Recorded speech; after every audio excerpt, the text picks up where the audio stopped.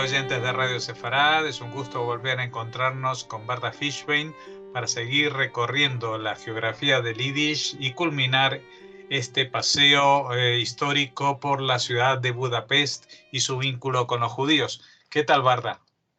Hola, Jorge. Hola a los oyentes de Radio Sefarad. Así es, Jorge, como tú dices, ha sido un largo recorrido por Budapest porque la larga historia judía de la ciudad y del país lo merecen. Y vamos allá. Tras la Segunda Guerra Mundial, aún había en Hungría unos 150.000 judíos sobrevivientes, la mayor parte de los cuales residía en Budapest. El Comité de Distribución Conjunta Judío-Estadounidense, el Joint, al igual que otras organizaciones benéficas judías, contribuyeron enormemente para que pudieran volver a tener una vida lo más digna posible, apoyándolos con el envío de alimentos, medicamentos, ropa e incluso dinero. También, y como es lógico tras la guerra, muchos judíos húngaros quisieron hacer aliyá a Israel y las organizaciones sionistas prepararon y financiaron sus viajes. Así se calcula que decenas de miles de judíos húngaros se marcharon en ese momento, al igual que también lo hicieron tras la Revolución Húngara de 1956, que la Unión Soviética reprimió duramente. Además de Israel, también emigraron a otros países de Europa Occidental y a Estados Unidos. El gobierno comunista húngaro, presidido por Béla Kun, se oponía a la práctica religiosa y empezó por vigilar a la Iglesia Católica, que era la que más feligreses tenía en el país, aunque también las comunidades judías sufrieron la misma vigilancia. Precisamente para facilitar el control, en el año 1950, las tres corrientes que ya hemos contado que había en el judaísmo húngaro estaban enfrentadas, pero con la política comunista, ortodoxos, neologistas y del statu quo tuvieron que unirse obligatoriamente para ser mejor controlados por la policía secreta. Asimismo, los líderes comunitarios judíos recibían constantes presiones para deshacerse de sus valiosos patrimonios, tanto de valor religioso como histórico-cultural, y para que cedieran las decenas de sinagogas que, al haber perdido a sus fieles durante la Shoah, permanecían inactivas en toda Hungría. Esos antiguos edificios que encerraban tantos años de cultura judía en el país se derribaron o se dedicaron a usos muy alejados de aquellos para los que habían sido concebidos, y así se fueron borrando gran parte de las huellas del rico y longevo pasado judío húngaro. En cuanto al ámbito socioeconómico, las empresas minoristas y mayoristas, decenas de miles de las cuales eran de propiedad judía, fueron sometidas al programa de nacionalización del año 1949, de modo que el Estado las confiscó sin indemnización alguna. Y los antiguos propietarios en general acabaron siendo empleados u obreros que trabajaban en estos comercios o industrias para el todopoderoso monopolio estatal. En los 2 años siguientes, el Partido Comunista determinó que miles de familias eran enemigos de clase y no merecían seguir viviendo en la capital, lo que se consideraba un privilegio. Estas personas fueron trasladadas a pueblos y aldeas rurales del este del país para que realizaran tareas agrícolas y donde debieron subsistir en condiciones de gran pobreza y precariedad. Se calcula que fue expropiado y enviado lejos entre el 15 y el 20% de las familias represaliadas. Al igual que en otros países de la égida de la Unión Soviética, algunos de los castigados habían sido víctimas durante la Segunda Guerra Mundial, pocos años antes, y también habían sido enviados lejos por los nazis y el partido fascista que gobernó a Hungría durante la contienda. En este caso, a campos de concentración y exterminio. Pero los motivos del desalojo y traslado practicado por el gobierno comunista no era el exterminio, sino que el más relevante era que las casas desalojadas por los trasladados se convirtieran en las viviendas, si eran lujosas mejor, de la nomenclatura, es decir, de los miembros más prominentes del partido que detentaba ahora el poder. Paradójicamente, numerosos integrantes de la administración comunista y altos cargos del gobierno eran judíos, sobre todo inmediatamente después de la guerra, pero el sistema no era en absoluto tolerante con ellos ni los beneficiaba. El enemigo señalado expresamente por el régimen era una clase denominada capitalista, que no definía claramente a sus miembros, de modo que podía incluirse en ella empresarios dedicados a la industria o al comercio, profesionales como médicos o abogados y hasta maestros tenderos de pequeños comercios y gentes que practicaban oficios artesanos. Y en todas estas ramas de la producción había muchos judíos. Poco después de la guerra, incluso antes de acabada la propia década de 1940, cuando el fin de la contienda estaba aún reciente, se produjeron varios pogromos y esporádicamente surgían proclamas o hechos de vandalismo antisemita. En esos años la Shoah ni se mencionaba. En la actualidad, la Kehilá local es la mayor de Europa Central y se estima que en el país hay una población de aproximadamente 80.000 judíos, aunque la mayor parte de la misma no es religiosa, y estamos hablando de un 10% de los que vivían antes de la Segunda Guerra Mundial. Los judíos seguidores de la ortodoxia emigraron casi en su totalidad tras el Holocausto a Israel, como hemos dicho, y a otros países, llevándose consigo sus usos y costumbres arraigados durante siglos, como es el caso de las dinastías jasídicas de Satmar y Pupa, que tienen numerosos adeptos en Estados Unidos.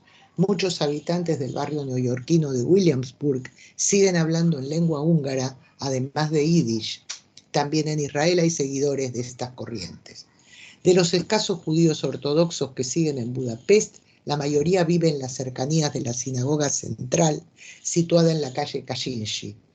Pese a que habitualmente a la gran sinagoga, también llamada Dohani o del tabaco, porque es esto lo que significa la palabra Dohani, tiene sitio para 3.000 asistentes y es de hermosa arquitectura, casi siempre está vacía y solamente la visitan los turistas.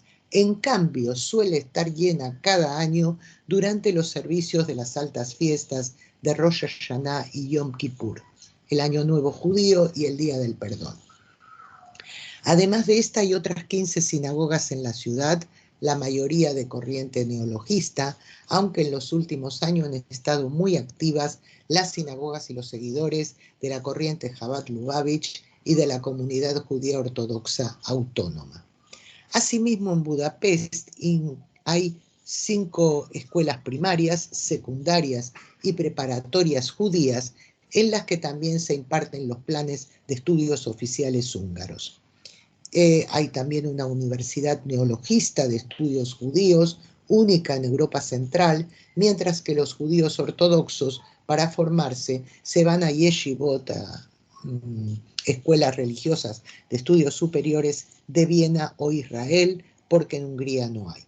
En otro orden de cosas, también es posible disfrutar en la ciudad de gastronomía judía en 4 restaurantes que ofrecen cocina kosher, 3 comercios donde se venden productos para cocinar igualmente kosher y una pastelería que asimismo cumple con las leyes de la kashrut. No es mucha la oferta, pero tampoco son muchos los judíos que observan los rituales de pureza de la comida judía. En todos estos establecimientos, sí, la oferta es de gran calidad. Recientemente, la zona donde estuvo la antigua judería durante siglos y que permaneció muchas décadas en estado ruinoso, con edificios abandonados y sin restaurar, se ha ido convirtiendo en un lugar de moda en el que proliferan las galerías de arte, las tiendas que venden objetos de diseño y bares, cafeterías y restaurantes. Además, es en la actualidad el núcleo de la vida nocturna de la capital húngara. La gentrificación y renovación del distrito puede resumirse en el llamado Shimplakert, un bar famoso internacionalmente que es vecino, pared con pared, del único mikve, el baño ritual judío, que aún sigue en pie y funciona, situado también en la emblemática calle judía Kaczynski, donde, como se ha mencionado ya, está la gran sinagoga.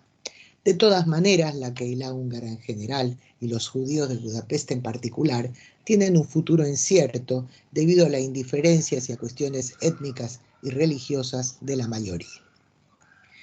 Y bien, para terminar nuestras 5 visitas a la ciudad de Budapest, y entre las muchas figuras señeras nacidas en esta capital y activas en todos los ámbitos, vamos a destacar a 2 muy importantes en la historia y la cultura de los siglos XX y XXI, víctimas ambas de distinta forma de la Shoah. En primer lugar, la poetisa y paracaidista que perteneció a la organización militar judía Haganá de Palestina durante el mandato británico, Hannah Shenes, nacida en Budapest en el año 1921. Hija de una familia judía, estudió en una escuela privada de religión protestante que aceptaba alumnas de otras confesiones, aunque las niñas judías tenían que pagar una cuota doble. Esta injusticia hizo que desde muy temprano Hannah se identificara intensamente con el judaísmo y el sionismo, uniéndose a la organización Macabea, un movimiento juvenil sionista húngaro. En 1939, tras su graduación, emigró a Palestina y allí fue alumna de la Escuela de Agricultura para Mujeres en un moshav, en un asentamiento agrícola llamado Nahalal. 2 años después se instaló en el kibutz Sdot Yam y luego se incorporó a la Haganá, una agrupación paramilitar, uno de los gérmenes de las Fuerzas de Defensa de Israel. En el año 1943 se alistó en el Cuerpo de Mujeres Auxiliadas del Ejército Aéreo Británico como piloto. Shenes estuvo entre los 37 judíos que en la Palestina bajo mandato británico fueron entrenados para lanzarse en paracaídas sobre Yugoslavia para desde allí cumplir con el objetivo de evitar que los judíos húngaros fueran deportados al campo de exterminio de Auschwitz. Cuando ella junto a 2 colegas masculinos aterrizaron en la antigua Yugoslavia en marzo de 1944, los nazis ya habían ocupado Hungría y los 2 hombres del grupo decidieron cancelar la misión por el peligro que implicaba. No obstante, Shenes siguió adelante y llegó hasta la frontera húngara, donde fue detenida por gendarmes del país. Al registrarla, encontraron un transmisor del ejército británico y fue encarcelada. En la prisión estuvieron torturándola durante 3 días y querían sonsacarle el código de su transmisor para hallar a los otros paracaidistas. Pero Hannah no confesó, incluso cuando llevaron a su madre al calabozo, donde ella estaba, amenazándola con torturarla también a ella.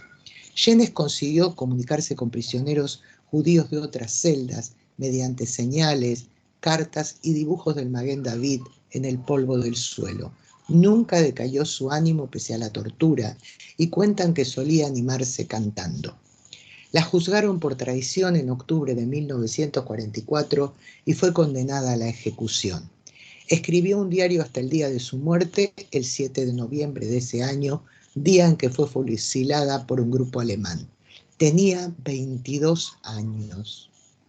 En 1946 se publicó el diario de Hannah Shenes y en 1950 se trasladaron sus restos a Jerusalén para ser enterrados en el cementerio del Monte Herzl, aunque en 2007 volvieron a trasladar su tumba, esta vez a Sdot Yam, el kibutz donde había vivido. La madre de Hannah declaró en el juicio del controvertido Rudolf Kastner que cuando su hija estaba en prisión, el grupo de Kastner le había recomendado que era mejor que no le buscara un abogado, y que en una conversación con el propio Kastner durante la guerra, ella le había dicho: no sé si podrías haber salvado a mi hija, pero ni siquiera lo intentaste y es muy duro para mí saber que no se hizo nada. Tras la Guerra Fría, un tribunal militar húngaro exoneró oficialmente a Hannah Shenes del cargo de traición. El director de cine israelí, Menahem Golan, realizó una película sobre su vida estrenada en el año 1988 con el título de Hannah's War, la guerra de Hannah, y su personaje lo interpretó Marushka Detmers, actriz oriunda de los Países Bajos. Israel la considera una heroína nacional. Varias calles en diversas localidades llevan su nombre, al igual que los cuarteles generales del movimiento juvenil sionista Israel Hatzairá, Joven Israel, y también la honra con su nombre un kibutz. En este país, Hannah Yenes es también muy apreciada como autora de poesía. También de la rama literaria, el escritor y premio Nobel de Literatura 2002, Imre Kertész, es oriundo de Budapest, donde nació en el año 1929. Recibió educación en un internado, en un curso especial para estudiantes judíos, cuando inició los estudios secundarios en 1940. En el año 1944 fue deportado al campo de concentración y exterminio de Auschwitz y luego trasladado a Buchenwald. Sobrevivió a ambos y fue liberado en 1945. Regresó a Budapest y acabó la escuela secundaria en 1948. Pasó por situaciones muy difíciles y luego comenzó a trabajar como periodista y traductor. Tenía un trabajo en el periódico Vila Gosak, Claridad, pero cuando este asumió una línea comunista en 1951 lo despidió. Entonces se empleó en una fábrica y luego en el departamento de prensa del Ministerio de Industria Pesada, aunque no por un periodo muy largo. A los 2 años pasó a ser periodista autónomo y traductor, labor en la que trasladó al húngaro obras de autores tan importantes como Nietzsche, Freud, Wittgenstein o Elías Canetti, entre otros. Sin Destino, su libro de 1975 sobre la destrucción llevada a cabo por el nazismo de los ciudadanos europeos no alemanes, está considerado una de las mejores obras del siglo XX. En ella relató el discurrir de un adolescente judío húngaro de 15 años por varios campos de concentración y exterminio en el último año de la guerra. El protagonista es una representación literaria del propio Imre Kertész.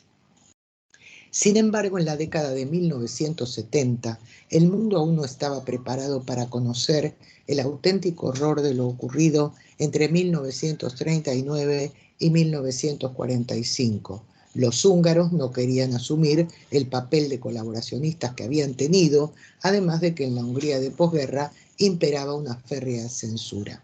De manera que no se difundió su obra como ésta merecía y Kertész se dedicó básicamente a traducir del alemán y así consiguió pasar los pesados, peligrosos y grises años del estalinismo cultural en Hungría.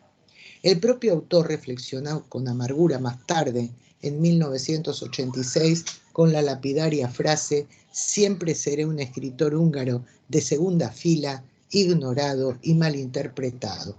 Afortunadamente, estas palabras serían desmentidas en el siguiente decenio, ya que la descripción clara y sin medias tintas de Kertész, al igual que el punto de ironía que incluyó en su obra sobre la Shoah, despertó el más vivo interés en las editoriales alemanas y el aprecio de gran parte de los lectores de Europa.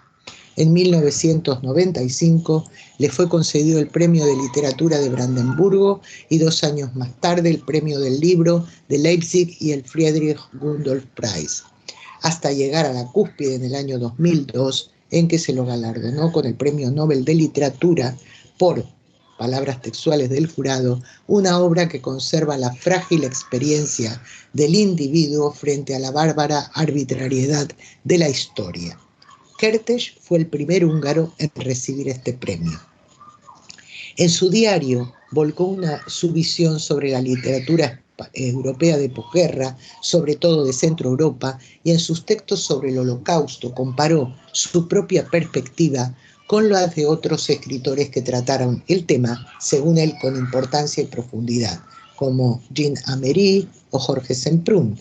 También escribió su opinión sobre el cineasta Claude Lanzmann y el poeta Paul Celan, Primo Levi o Ruth Kluger, que, entre otros autores, igual que él, tuvieron experiencias concentracionarias. En el año 2005, el director de cine húngaro Lajos Koltai filmó una película en base a la novela de Kertész, Sin Destino, Sorstalan Zak, una coproducción entre Hungría, Alemania y el Reino Unido, que se tituló como la obra literaria de base. La mayor parte de sus escritos están traducidos al castellano por el reconocido traductor Adam Kovačič, pero Sin destino fue traducida por Judith Shantus. Imre Kertész falleció en Budapest en el año 2016. Y así nos despedimos, Jorge, de la ciudad, la importante ciudad judía que fue Budapest. Y así nos despedimos hasta dentro de 2 semanas, no solo de esta ciudad, pero también de ti, para que retomemos el paseo por otras geografías del Yiddish en Europa. Muchas gracias. Hasta entonces, Jorge.